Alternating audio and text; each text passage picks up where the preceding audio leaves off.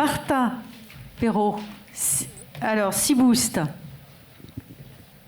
Petit bouton vert. Voilà. Bien, bonjour à tous. Donc Martin Perrault, directeur de Seaboost.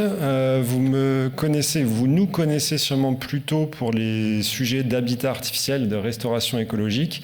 Et on intervient également sur les sujets de mouillage et plus largement de lest et d'ancrage, là où on a besoin et on a recours finalement à ces solutions. Alors aujourd'hui, on a beaucoup entendu parler de la doctrine dominante qui est le moindre impact sur le fond marin, et c'est bien normal dès lors qu'on intervient sur l'herbier de Posidonie.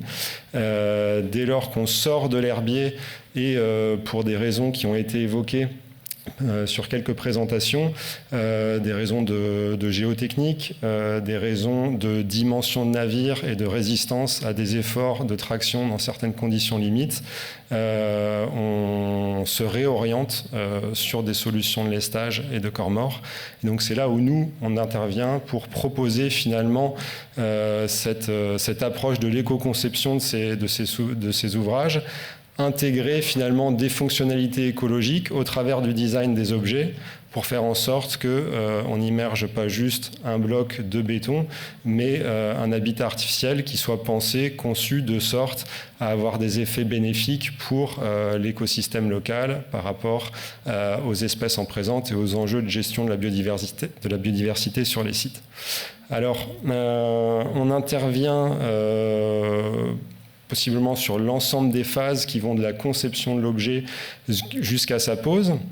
Alors sur la conception, forcément on intervient sur le design déjà écologique, notre expertise de base, quelle forme, quel matériau pour quel objectif de colonisation, mais également sur la conception technique des éléments, quelle résistance, quelle stabilité hydrodynamique, quelle résistance aux efforts en fonction des navires et des conditions de mer.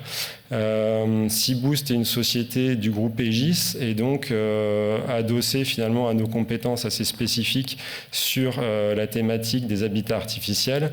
On a l'appui de la filiale maritime du groupe pour tout ce qui concerne le dimensionnement des ouvrages et donc qui nous apporte cette brique complémentaire sur la conception et le dimensionnement. Ensuite, on intervient sur la fabrication, finalement en proposant une solution un peu clé en main qui va de la conception à la fourniture bord de quai des équipements, voire à la pose, toujours en association forcément avec des entreprises de travaux maritimes. Mais là où on veut finalement, où un client souhaite avoir un service un petit peu de A à Z pour s'adapter au mieux aux spécificités de son site, on va aller travailler en partenariat avec l'ensemble des acteurs finalement qu'on a vu aujourd'hui, en nous focalisant sur la partie habitat artificiel, corps mort.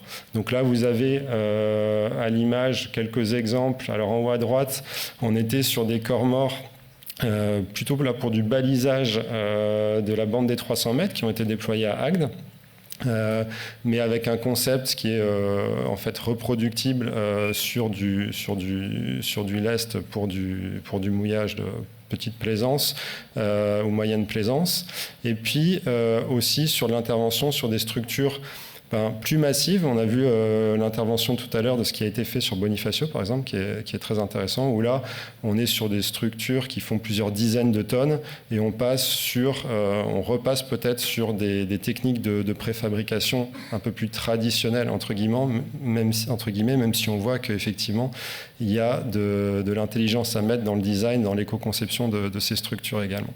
Donc n'hésitez pas à passer nous voir sur notre stand après si la thématique vous intéresse, si ces types d'objets peuvent répondre à vos objectifs de gestion et pour qu'on puisse voir comment vous accompagner sur vos projets. Merci.